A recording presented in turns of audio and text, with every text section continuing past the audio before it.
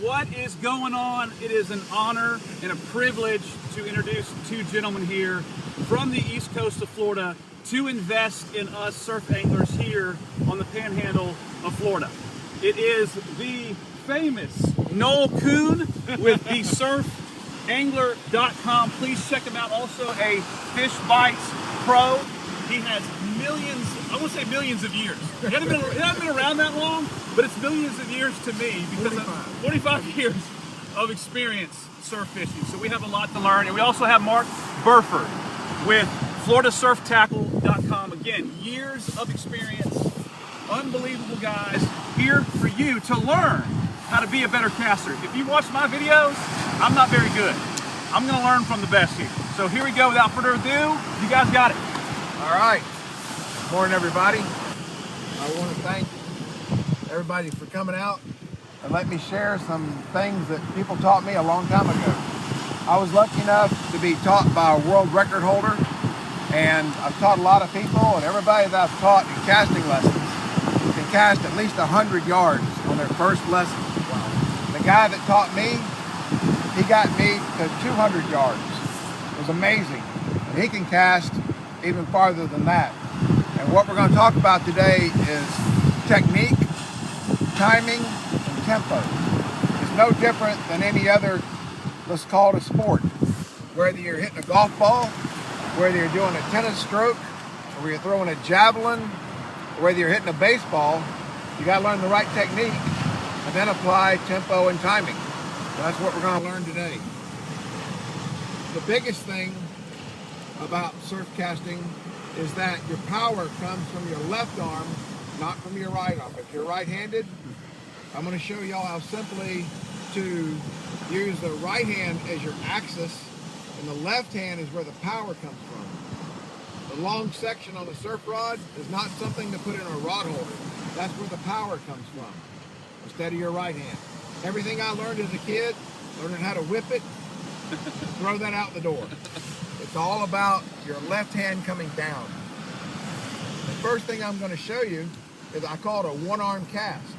I'm just going to raise my right hand as high as I can, and all I'm going to do is pull down with my left hand. Simple as that. You'll see some people that have had lessons, they approach the beach like this. That's the right form. You got to start at least eye level. The higher you get this hand, the more power you can pull down. The first cast I'm going to show you, I call it the one-arm cast.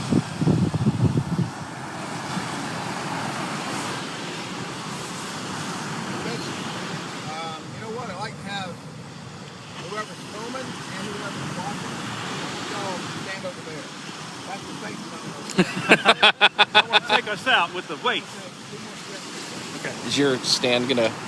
Yeah, let's put it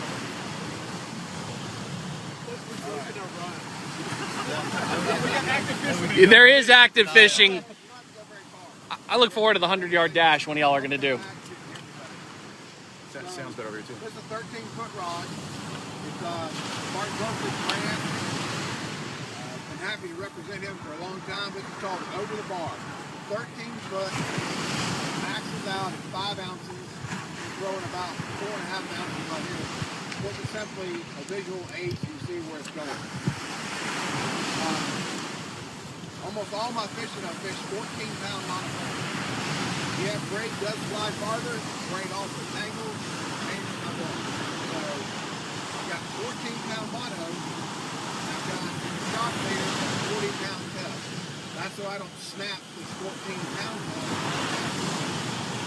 So a lot of 14-pound test and about 20, 25 feet of 40-pound test.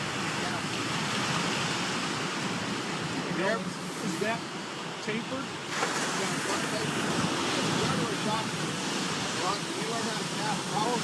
You'll want to go to a shock leader. So what this is, the rule of thumb so you never snap off another sinker, is that you need enough shock leader to go 10 times around the spool, out the length of the rod, and where you're going to attach your weight.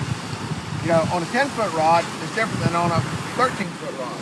But the rule of thumb is 10 times around the spool, that takes the pressure off your knot. Enough line to go out the rod and down the rod. So on this particular one, it's probably about 20 feet or 40-pound mono. It's very easily connected with a uni knot pulled up against an overhand knot. There's nothing fancy. So you tie an overhand knot, put your small line through it, tie a uni knot, and pull your uni knot up against the overhand knot. That's how simple it is. All right, on to the one-arm cast.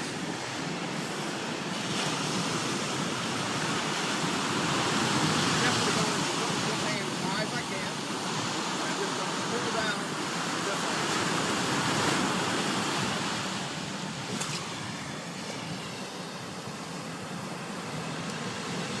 So easy. I'm not working hard. I'm letting the rod, I'm loading the rod properly. Pretty good.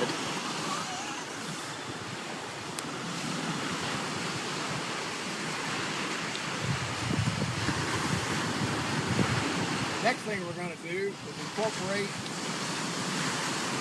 using a little bit of your torso muscle to be able to go a little bit farther and load the rod more.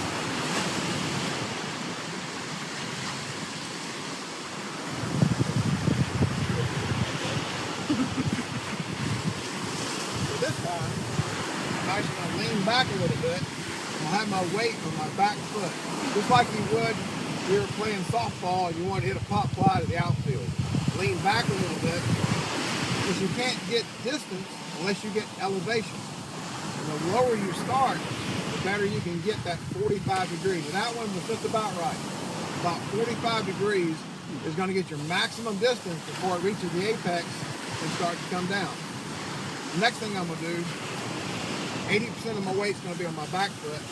When I go forward, this torso muscle is going to get the rod to load a little bit more. Now this is called the drop.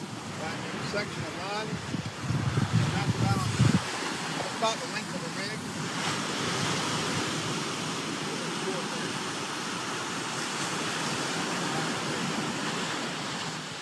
When you throw hard with a spinning reel, you want to tighten your drag down so the line doesn't slip through your fingers.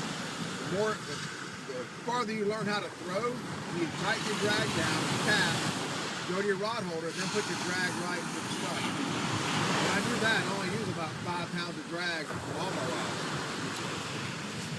All right, this time, I'm actually going to get my weight on my back foot. I'm going to bring my, instead of doing the one-arm cast, now I'm going to do the front shoulder as an overhead cast.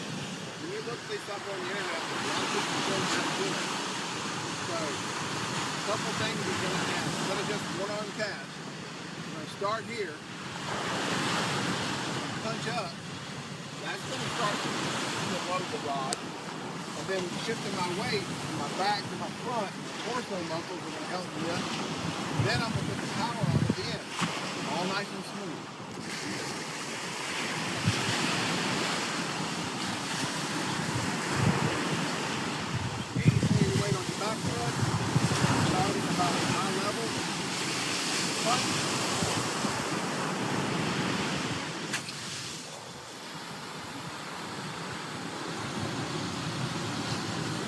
Farther. That's the Cuban guy. I would like to know where that went. That was a huge difference from the first one for the pull down. And so that's the technique and the timing and the tempo is when to put the power on. A lot of people are afraid of throwing bait casters that will go a little bit because they're not smooth enough. That's where people mainly get backlashes from throwing a bait caster because they're not smooth or herky-jerky. You're throwing a spinning reel, you can be as herky-jerky as you want to, you're not going to backlash. That is amazing. Yeah, that's amazing. Do you do the same one, Cliff, or you do it? No, I do it a little different than that. Yeah, we're all thinking right now, what are we doing? Yeah. We are learning what to do. We don't know what we've been doing. Oh. So, the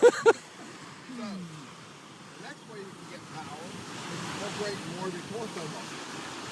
So, everything that I'm going to show you today comes back to punch pull, or the overhead cast. First, we just did the one arm, or wasn't even doing anything with this. And then we went punching up and pulling down and incorporate the torso muscle. Now I'm gonna do a cast called off the ground. An off the ground cast lets you incorporate all of your torso muscles. Because I'm gonna turn my back to the ocean. And I'm gonna get my body swinging around, because I've got the rod half loaded before I do punch pull. But it all comes back to punch pull. So remember that. You can fish the rest of your life by just doing punch pull. But if you need that extra 10, 20, 30 yards, that's where you get it from your torso muscle. So this is called off the ground. I'm gonna stand down there. Y'all are good where you are. Yes. Yeah, he's standing right here. Nothingness.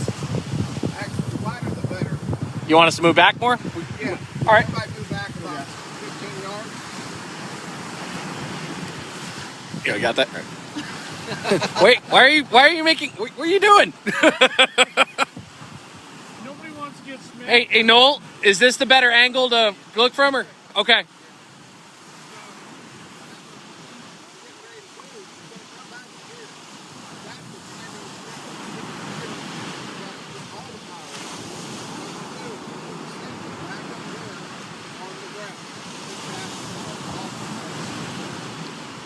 Once I get it moving, then I'm gonna turn my body, and then I'm gonna move.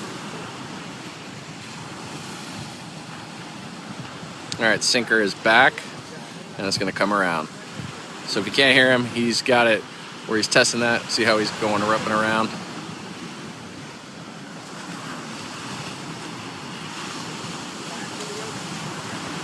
His back's to the ocean. It's on the ground. You gotta be kidding me. 20 yards. That's not even fair. Wow. What?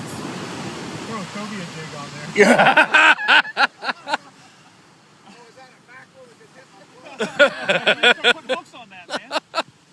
And that's only a 4-ounce test. I've got a couple of top-water lures that are 4 ounces. And last year out at St. George Island, there was a kayaker out there. I've got this 4-ounce top-water lure that's weight forward. And I put it about 40 yards past the kayaker. Damn! That was a nice cast! Whoever's in the gray cart right there, that's close by. If that's one, yeah, if that's you. Hey, we got one. He's gone. He's going fast and good. That's your PT for the day. Hopefully it stays. It's slack. I bet he's got it. All right. So what you were saying? So coming back to the ocean, basically the weight cut in the dirt from the side there with the tip downward. Your left arm was still up. You do the body twist, still with the body pivot, pushing it up and over. Is that about the correct way we were talking about there? That's it. All right. You don't need, I'll just show you the setup. You don't need to move. I had a longer drop. Okay. That got me more power. Okay? Then I got set up 80% of my weight on my front. Okay. I'm like, yeah, I'm getting out of there. My back foot. Turn hard up to my back to the ocean. See where my arms are? They're already extended into that punch pull range. So I came around, and I got to here. Is when I finished punching up, pulling that. It's just a graduation. We did the one arm, then we did the punch pull, then we got the weight on the back foot. All we did, turn it back to the ocean. So that torso muscle was half loaded before I even got it. Help that powerful rod. On a limber rod, you can't do that because you overload it. You wouldn't get any, if you had a limber rod, you wouldn't get any resistance. You just bend the rod to its maximum. Now with a powerful rod, you do those progressions. That's where you get resistance. When you're coming around from the back, your release point would be At 25 degrees. so when you feel at 40, you're releasing. You know, Okay. it's a pressure thing. Okay. When y'all start doing this, Okay. you're going to feel more pressure on your finger than you ever Never have. And for people that throw braid, they make one finger casting drill. That's all it is. It's one finger with a strap around here so it's cut your finger. You can also use a bicycle inner tube. They make ones that's made out of leather with a piece of elastic. Don't get those. Those fly off and go into the ocean. I promise. Alright, well next we'll grab the bait caster and talk about even more distance. Any questions about what we just saw so far? What about your casting cannons? Casting cannons are wonderful. Okay, so the rod that I threw earlier, the one rod I have out, I always use a casting cannon on big heavy weights. So either throwing a 6-ounce or 8-ounce sinker, half of the whiting, or like right now, I'm throwing a whole blue crab. Because there's a cobia coming down the beach, it's got my name on it. Yes, sir. So far with the whole crab, I've got a redfish, I've got a big ugly. The trifecta is going to be that cobia that eats that whole crab. All right. That would be awesome. Yes, sir.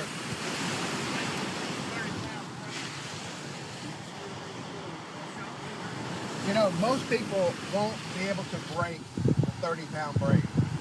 Not until you get to a real powerful cast. The rule of thumb on a shock leader, when they make you cast in tournaments, you have to have 10 pounds of line for every 1 ounce of weight. So even a powerful caster, if you only threw a 3-ounce, he would never break the 30 pounds. So it's another advantage is that it's easier on your finger, even if you throw braid. If you put a mono shock leader, you won't need to wear a glove. When you cast in competition, you got to use 80-pound shock leader to make sure nobody gets hurt. Yes, sir. Great question. How do you attach the shock leader? If you have similar diameter of line, I use a uni to uni. Like the next reel I'm going to throw my bait caster, I use 14-pound monofilament, 65-pound braid. They're almost the same size. So I use a uni to uni. Got it. When you have this similar size like this, with this 14-pound mono and 40-pound mono, it's simply an overhand knot in the heavy 40. Slide your 14 through it, crunch it down tight, pull it, do a uni knot, pull your uni knot up against overhand. Can we see the starting position again when you're got it loaded back? But don't cast it Off the ground? Yeah, off the ground. I just want to see where your reel is pointing in relation to you get set up properly. That's a good question. Yeah. About your reel. When you go to do an overhead cast, you need your reel pointing skyward. You see people spin the reel? No, you're not using the maximum out of your rod. When you go to cast, your reel should be pointing straight up. And on off the ground, the same thing. Okay. There we go. Stand up. Wait for your body. Wait for your body. When I come around here, which way the point? What it does. Got it. Thanks for doing that. Yes. What about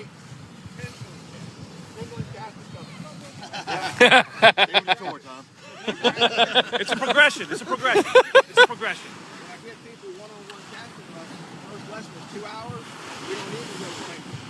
I need you to perfect first one arm, and then punch pull. And once you've done punch pull about 10 times good, then we go to off the ground. Now it's a whole new dynamic from your body turning compared to standing still. Pendulum is a third level. With the off the ground and a Sputnik, that's always been my thought. Well, the Sputnik's just got to keep it kind of at a better angle so the Sputnik doesn't release as you throw. Great question. The question was, what do you use a Sputnik sinker? How do you keep it coming loose off the ground? I invented a cast. Nobody showed me how to do it. I just came up one day, how do I do that without popping loose?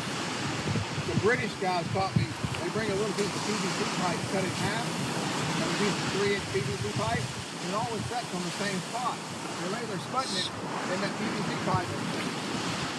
Well, what I came up with was a mini pendulum. A mini pendulum is simply, I want to cast in this direction, but I don't want my Sputnik hitting that sand, especially on the East Coast where I'm from. The sand's hard, don't try your Sputnik loose. So I came up with a mini pendulum. I'm going to show you that now. We can get to it later. We can get back to it. We got it. We do it. All right.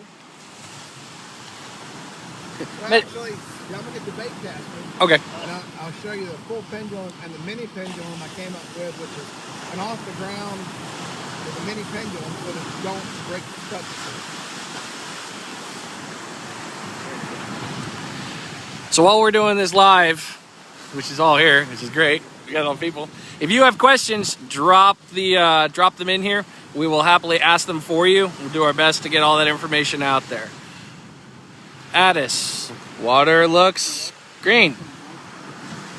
It's pretty good. You can see the bar pretty well.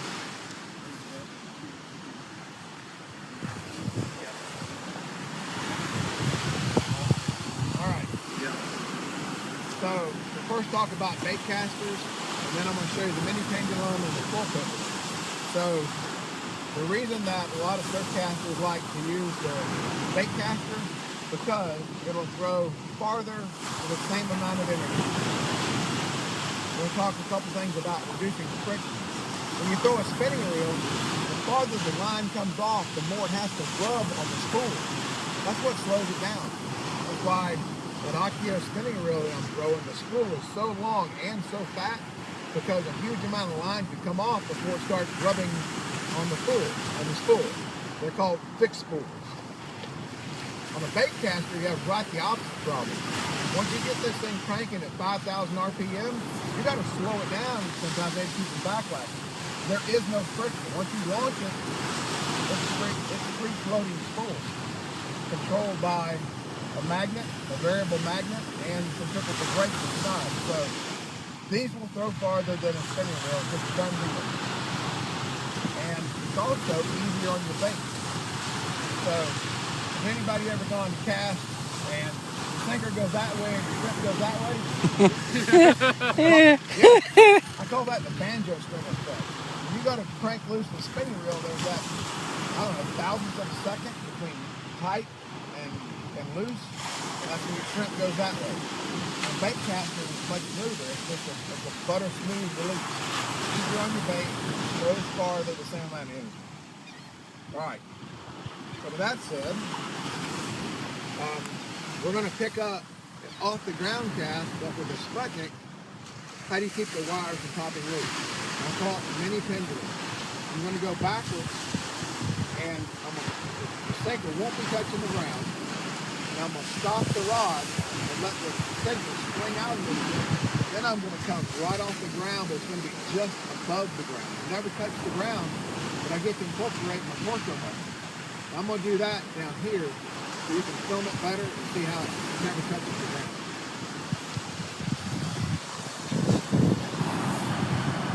Hit the Y'all boat. stay right about there. Hit the boat. Hit the boat. See if you can reach the reef. That'd be awesome.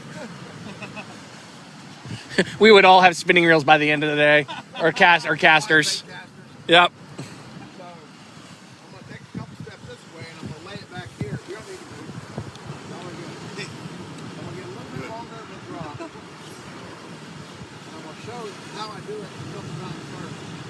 So normal off the ground would be right there, correct? Get as low as you can get it. Now, with that, when you're going to drag it, the Sputnik wire is top loose. What I'm going to do is, I'm going to send it this way and stop my rod right there. And before the weight has a chance to hit the sand, I'm gone. So the timing, this is the pendulum, the mini pendulum. And I'm not going to cast it now, I'm going to say hit it. That's when I would put the power on. Hit it. Just before it has a chance to hit the sand. So if you can't hear, he was talking about blowing it back here. The weight doesn't hit the ground. It's just the pendulum weight now and launches from there. He's saying hit it from when he would say he would create the cast. Here it goes.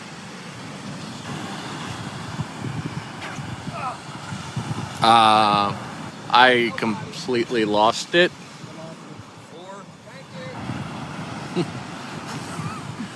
Like my golf. 100 out, 100 up, 100 down. 300-yard cast. Equipment malfunction. I got an idea what happened.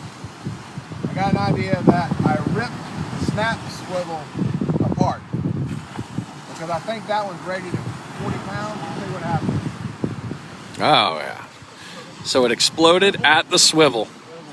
I blew the swivel in half. No. Take that back. Tackle failure. Y'all got a vicious little critter over here called a Spanish mackerel. Yeah. And that was 65-pound braid and a uni knot but I did notice a little fuzziness in the line. The line's the cheapest part of the game. So I didn't literally break 65-pound braid. I broke maybe a little nick from a Spanish mackerel or something. So I'll retie the uni. And you prefer the uni for this over most? Yeah. Okay. Yeah. The only time I use the uni is for my braid. Use 7 twists. That's what Power Pro recommends. And look at this uni. You always want it to look like figure eights. You pull it in the same, you pull it opposite directions. It should make perfect figure eights. Just like that. If you tie a uni knot and your tag end is sticking up in the air at all, retie it. It will break your heart. You'll be on that 50-inch redfish and boink. So your uni knot, your tag end should be laying parallel with your main line.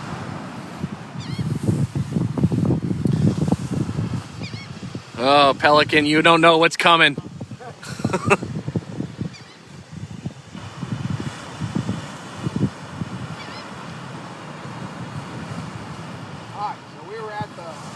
All right, so we're gonna do the mini pendulum again here. Sputnik does not hit the sand. So he's gonna come back, preload it. It's not gonna hit basically, and he's gonna launch it from there.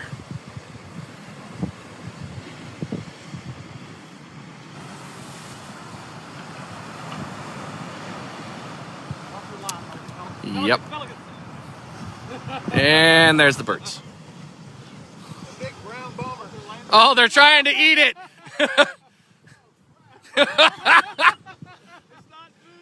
What do you got there? It looks nice. I am so glad we caught that. That was.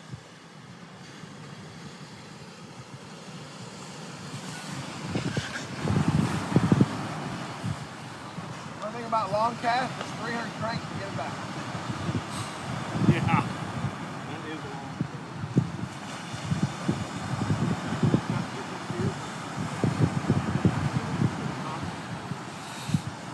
I mean, that was what, probably 30, 40 yards into the blue, past the bar, and we are about 30 yards from the break. Yeah, that's some pretty good distance there.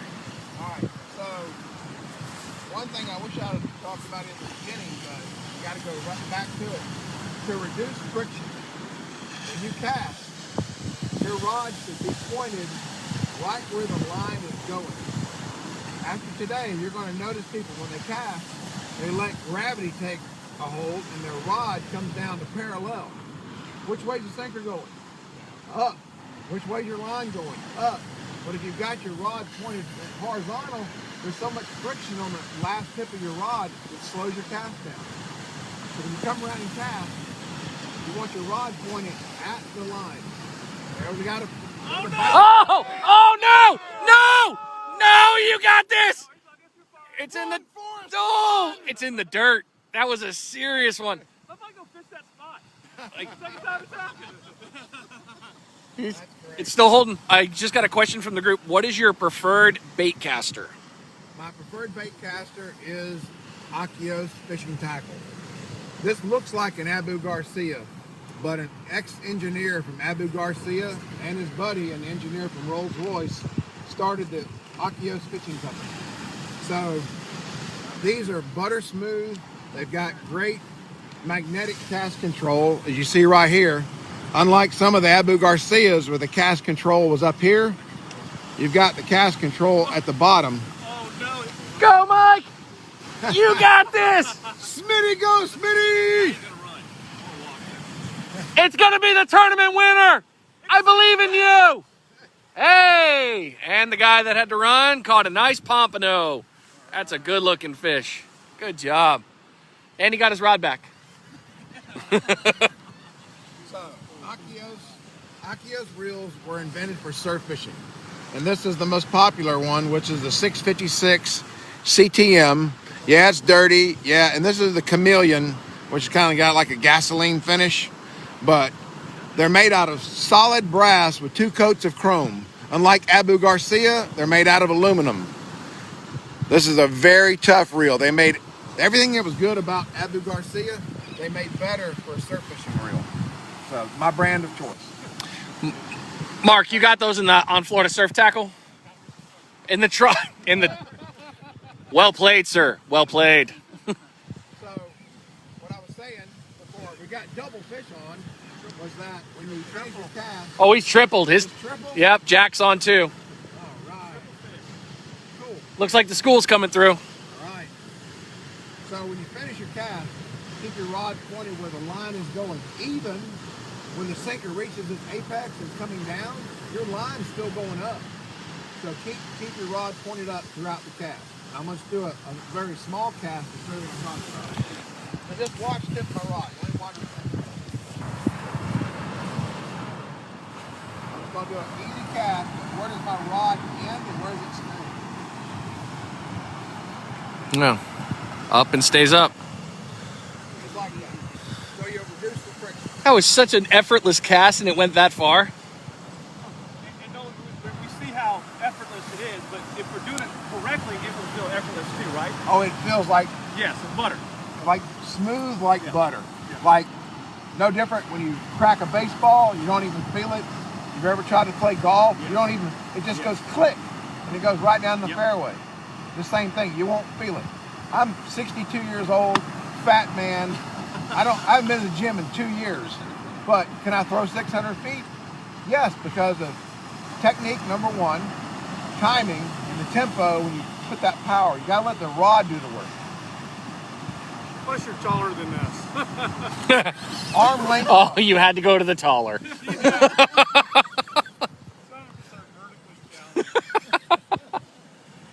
Identify as slender challenge.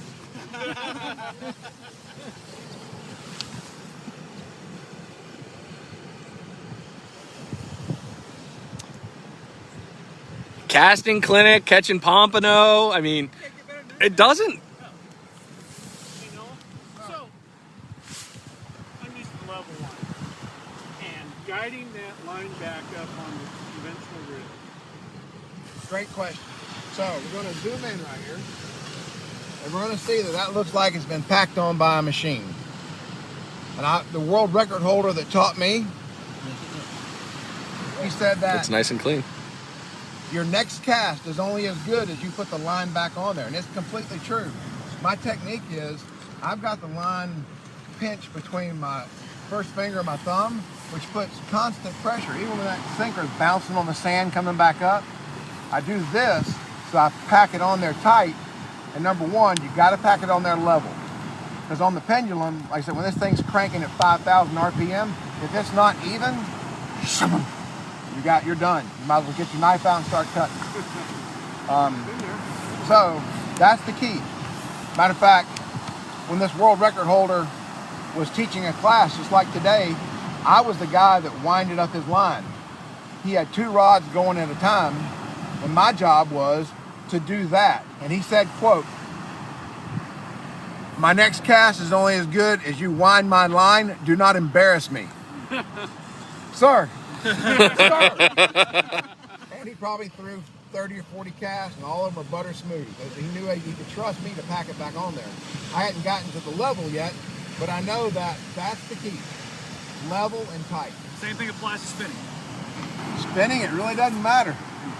Yeah, the spinning reel is very forgiving. You can have, it lays the line on there for you the proper way. And if you have soft spots and hard spots, like the sinker's bouncing, it really doesn't matter. Good. Yes, sir. What about on conventional rolls with a level line? Great question. So, level wind is easier on your bait and you get farther cast than a spinner. Now let's talk about the same reel, which Akios makes, but with a level wind. It takes that part of the equation out for you. In my experience, you only lose about 10% of the distance, but you get the butter smooth, and you're going to cast at least as far, if not farther, than with a spinning reel. A good bait caster, an Akios, magnetic cast control, 2 centrifugal brakes on this side, you're going to be able to cast farther with one of these with a level wind. Now, how does that mechanics work? On this side are two centrifugal brakes on post. When you throw in the beginning, centrifugal force slings the brake shoes out and rubs on the inside of the brake drum. But when the cast starts to slow down, the brake drums start coming back, or the brake pads start coming back in. So that's not effective anymore. That's where the magnetic cast control comes in. Magnetic cast control is a constant. You can't adjust it. You can adjust it for a lot of magnet if you're throwing into that south wind, or no magnet if you've got a good west wind blowing your sinker out. So that's why an adjustable magnet. I like the magnet is a good example. Will you be my help? Yeah, we do. So all I'm going to do is ask you to take 5 steps that way, turn around and come back. Here's no magnet right there. Freewheeling, all right, come back. Now, if I put a little bit of magnet on, turn around, I'm going to grab him by the tip of the shirt, now walk. He can still go, but there's just a tiny bit of resistance. Thank you. Good job. That makes sense. I learned. So that's what a magnet does through the whole cast, because it doesn't change. If you get just that little bit of tension, when this starts to backlash, the magnet goes, nope, come back. And that's why, hopefully, I won't backlash on this next cast. Whoopsie! It's okay. It's okay if you do. You know, on the final cast, I'm going to take the magnet all the way off, and we're going to let one rock. But I'm going to leave a little bit of magnet on. The brakes are going to do the job in the beginning. Oh, who's orange? Jeff, Orange Jeff, part. that's Jeff. That's you. Run, Jeff. Jeff, yo, come on. Oh, it's You're there. Good. You're good. He's gonna be on there. He's gonna be there. That's a solid one. Got a question here. What bearings do you use? I have not upgraded any of my reels. Even when I was trying to break that 600-foot mark, I had the standard factory mags. Now what I did was, a double? He grabbed the wrong one? No, He might be crossed. So the factory bearings, what I did is I improved the oil. So to make your reel a little hotter, tuning your reel, I took the bearings out, I put them in lighter fluid, I got all the oil or grease out of it. I let them dry good, and then I put rocket oil in. Rocket oil comes in 3 viscosities. Tournament grade, which do not buy that, because you will blow everything up. So all I did was I used the factory bearings and replaced the oil with rocket oil.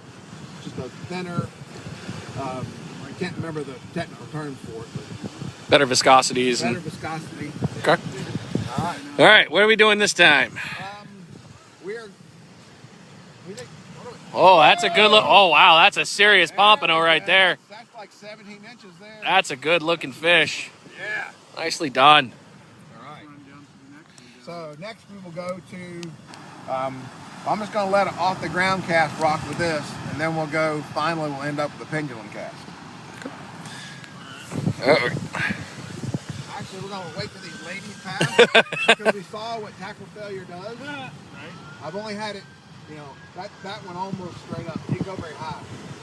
I had one break at the apex, and it was just a 5-ounce bare sinker. I don't know how high it went, but Mark was there when it landed. About 40 yards over there, a lady was walking down the beach and she screamed. That was that sinker and hit right beside her. Woo! So the danger zone's right over there. I think Mike just went to your rods. Yeah. Yeah, we catching a fish. You are. You're doing good things from over here. Call that a off the ground cast rock. All right, back away. So this is an off the ground.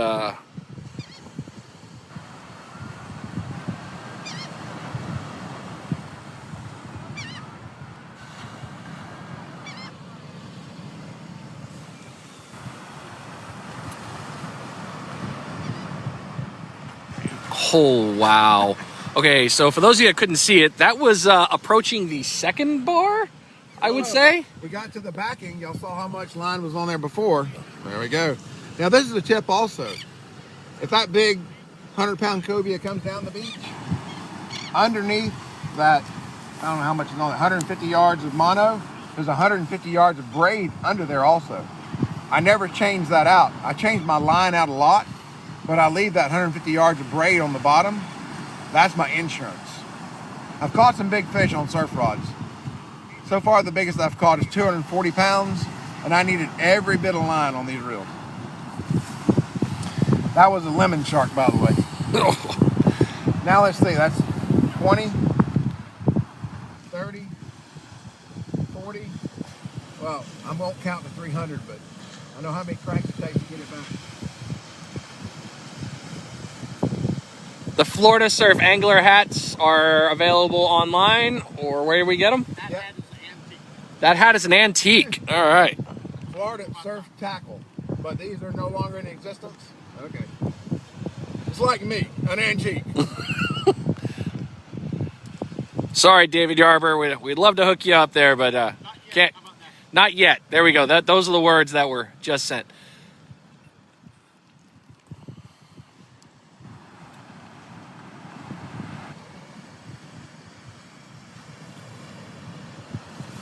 All right, so next we'll do a pendulum cast once we get all this line back. There's most of it. That's the drawback about Yeah. casting far. But when there's a big fish on it, you always want to put a real hardy bait on there so it stays out there. All right, so here comes the shock leader, nice and flat. All right, so 17 and a half. 17 and a how did I half. call that? That's a 17-inch fish. You did. Yeah. That was a good looking pump. You don't need to measure that? No, that's 12 and a half. A lot of these fish that have been running right now have all been, as soon as you reel it in, you know it's a keeper. It's been a great run. Okay, so this time we're doing the pendulum We're going to do the pendulum cast. full power. Is that what I was? Full power. Full power pendulum. All right. Last thing we'll do is we'll put a pendulum cast with just a 5-ounce sinker, and then we'll crack 500 feet easy with that. This big thing right here is slow. We talked about friction, right? Resistance in the air. That's a big resistance. Yeah. The last cast I'll just do with a 5-ounce sinker, and you'll hear this thing scream. So we got a little tailwind. We'll back off the magnet of hair, and we're going to do the pendulum. Now, y'all can stay right where you are. This is a big arc, a lot of line out. I have that much line out. The pendulum's going. And what I'm going to do, I'll stand down here. I'm going to send the sinker right towards you. Okay. And I'm going to pull it back. The sinker's going to come right towards me. Then I'm going to arc it up behind me, and then I'll start my cast. I start the turn and the punch and the pull. It all comes back to that. First is the pendulum. I'm going to get this thing going. Back towards the dunes, back behind me, looping up, and when it reaches here, then I'm going to turn with my body. The sinker's going to be close to the ground so I can get elevation going up. That's the pendulum.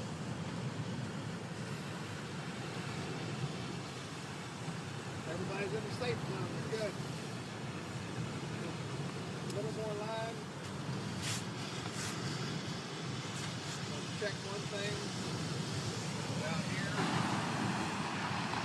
I'm one more step away. You're good. You're good.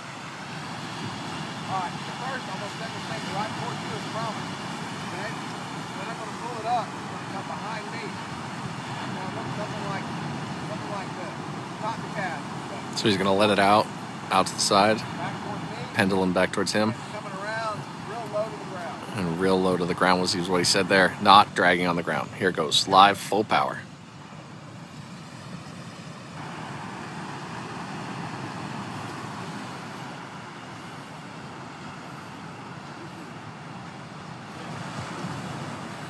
So now, I'll let go just a hair early, so you can see right here. There's another 30 yards of line going. Hey, Mark, do me a huge favor. I'm not You're not what? Reeling? not really. No. In the back coffee can, there should just be a red or orange 4-ounce or orange 5-ounce sinker. No, I don't know if you've mentioned this already, but all of us have different rods that are different strengths. What are you picking? Is it medium, heavy, fast? What is your go-to 12-footer for casting? Yeah. So I was lucky enough 15 years ago, I got involved in the rod business, and we named our brand Florida Surf Angler. So I fish 11, 12, and 13-foot rods made by us, Florida Surf Angler brand.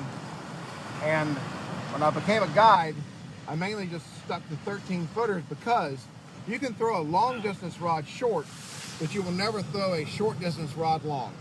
So I just got 4 of these, and that's what I guided with. I can always throw it short. I now like to mix it up because it's more fun to catch a big fish on an 11 footer than it is a heavy 13 footer. But we designed these rods. I'll show you. This is the Florida Surf Angler. Surf 13, dual rung, meaning you can fish a spinning reel or a bait caster. It maxes out at 5. When we designed these rods, I threw 16 ounces with them, trying to break them, just to make sure they were quality equipment. Sinker Guy Sputniks. And so that's the brand I prefer. The Sinker Guy Is the Florida Surf Angler rods, and now we also, thanks to Mark, have been able to bring to market a less expensive rod that'll throw just as far. It's called the Over the Bar, the OTB. And we make that in a 12 and a 13 footer. So they have just as much power. They don't quite have the bite sensitivity. It's one thing if you can throw a sinker out there 100 yards, 200 yards, but if you have a 1 pound whiting bite it, you need to be able to see it. With the Florida Surf Angler rod, you can actually, a whiting 100 yards out, he'll make the tip dance. Brian saw it this morning. I did. The dance was very impressive. How quickly. Lots of power, and the first 6 feet basically don't bend. That's where your bite detection is. Yeah, that little tip there is soft. Yeah. Nice fish. And what did we get in there after you ran for? What did we get? 17-inch pompano. Hey, but not any 17. It's the first one. You worked nice. That's your first? Yeah. Congratulations. That's awesome. That is good stuff right there. Orange sinker in the bottom. Oh, I didn't hear you say that. Yeah, in the very bottom, just orange sinker. All right, any questions so far? We're going to get a different sinker, so we let one really rip. And here's a tip. If you're trying to reach that outer bar, especially if you're throwing into the wind, smaller baits, less baits will fly farther just because of the friction they cause. Most of us, 90% of the time, I throw a double drop looper. And when you throw it, if you'll watch, it looks like 2 helicopter blades flying around. Well, that slows down your cast. When I'm on some really flat beaches and I've got to throw a minimum of 100 yards, I cut one of the droppers off. Some I tie specifically with just 1 dropper. You can imagine, you're going to get, it just might make that matter, it's like 10 more yards. Is that the one you want? He's Sinker only. All right, let me go. He's like, All right, I'll be right back. I think I packed them. okay. So pause. Go to the bathroom. Grab your popcorn. Come on back. Jeff, how much are the rods? Go ahead and take a look at the website. I could link it, but my hands are kind of full right now with my new rod and reel as I go to my car. So hang on here. yeah, this from the peanut gallery here. You know, every single one of us watching this are really taking away valuable information. And I know that I feel like I know I don't cast well, but after seeing that, I know that there's so much to learn here. And please share this video out. This is a very unique opportunity that all of us are very thankful for. Many of you watch this, I hope you're feeling the same way because we are learning a ton. Look at that tip. Look at this tip on this rod. Go ahead and bounce that again, Cliff. There's your bite detection. And as Noel And this was is 4 saying, ounces right here. That's just a 4 ounce weight. This is your power right here. That's your bite detection. And he's slinging some lead, man. Yeah, He's it's slinging some lead. All right, speaking of lead, I don't know where the sinker were that I brought, but I basically took a Sinker Guy sinker, cut the wires off and painted it fluorescent orange so you could see it. We might not be able to see this the whole way out, but this is the awesome product that Chip, my buddy, makes. The reason the Sinker Guy sinker is better than a lot of sinkers, the biggest thing are these nylon rollers. When I first started using Sputniks, I don't know, 15 years ago, whenever they started becoming popular, these were orange beads. The problem with orange beads, they crack, they fall off, or a lot of times the hole was too big, they'd actually slip off. The more so they crack, you dropping your sinkers in there next time you go, where's my bead? Well, with these nylon rollers, they're very durable. And he makes these in 3s, 4s, 5s, and maybe even 6s. Most of the time I throw 4. I get this question a lot. How much how much weight do you use? Well, there's two factors. How far do I want to throw it, and how strong is the current?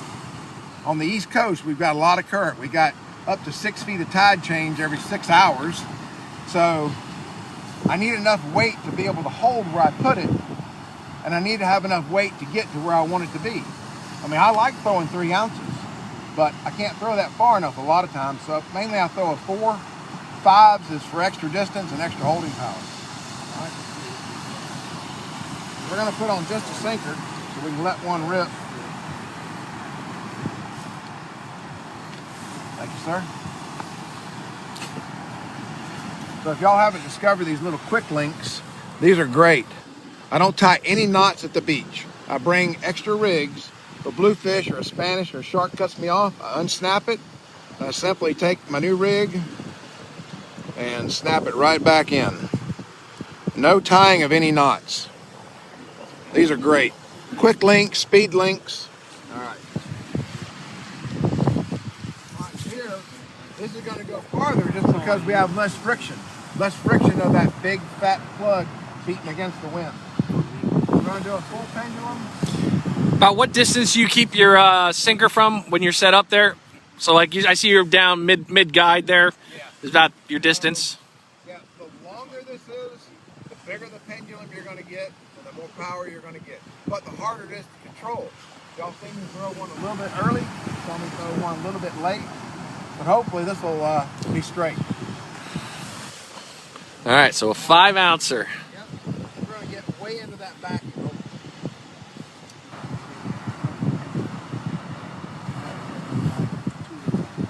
When I let it rip, walk this way quickly, you can see how fast the line is. Matter of fact, let's do this. Am I gonna get in your bubble? Come join me in the bubble. What could possibly go wrong? Nothing over here. It's all right. I got tricare. So, this is how much line we're starting with. And stand right behind me like you like me, like I'm your brother. Aw. Here we go.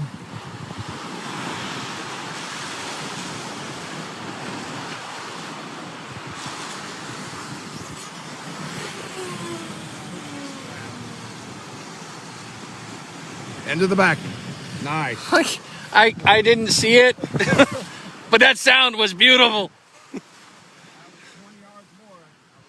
So now, as you can see here, we've cut down quite a bit into that. I'm sure you saw the motion, and I cannot wait to go back to this at home and watch that in real time.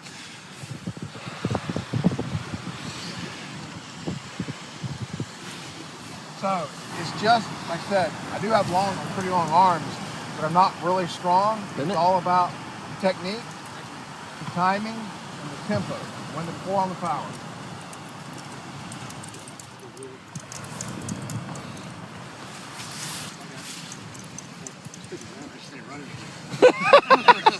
Team Smitty finally back in from that long dash. Did you get was a pump still on? 3 pump from that. Oh. Ah. I thought I saw you doing a hand pull. And that's why I don't fish braid. Right there. That was just cut everything. You didn't bring our carts and poles back with you. What's that? You didn't bring our I carts. did check them all. They were good. You're good. You're a good teammate. Actually, I thought your number one had a good one. You could have sent sideways. And Noel, where can these rods be purchased? Great question. Our website is Florida Surf Tackle, but also the Facebook page, Mark? No, Florida Surf Angler is the Facebook page. Florida Surf Tackle is where you can order Akios reels, Florida Surf Angler rods, and over-the-bar rods. Okay. If you have any questions for me, my sand spikes, you can get me through thesurfangler.com. I want to wrap it up, I guess, with just go back to that basic overhead cast, the punch-pull cast. That's what I fish 90% of the time. That's what I use. And what line is on this one again? This is 14-pound Suffolk Tritanium. That's my go-to line. That's really the only thing I put on my reels. You get a smaller diameter and very limp line that doesn't have memory. The biggest thing is a small diameter, and this is 14-pound test. coming up here to there's a shock leader knot. That's a uni to uni. And this is the Power Pro slick braid.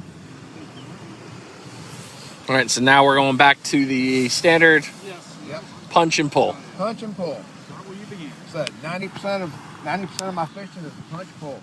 And this will go, I'm gonna say this is gonna go 125 yards just with a simple punch pull. No changing on, nothing fancy.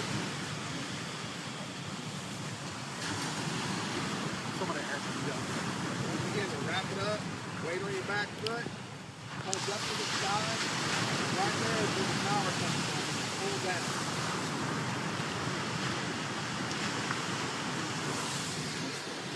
That thing is going mid blue water.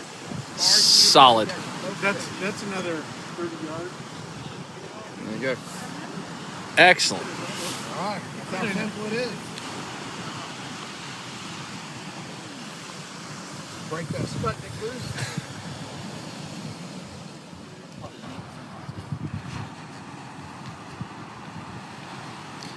Get So- it on there nice and flat, nice and tight. No high spots, no low spots, no valleys.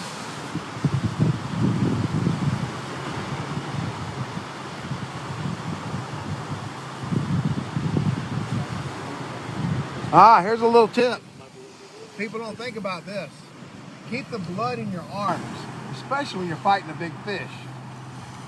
Don't put your butt of your rod in your waist and reach up here. The blood drains from your arms. You'll get fatigued like that. That 240-pound fish I caught, unfortunately, it took me an hour and 45 minutes to land it. But down here, put the rod between your legs, clamp it tight. Keep the blood flow in your arms down low like this. No, when you're landing on a pompano, how do you have the rod? Great question. Pompano, good old rubber lips. You know, a lot of people here probably pull the hook out of a pompano. You know, right there at the end is the crucial time.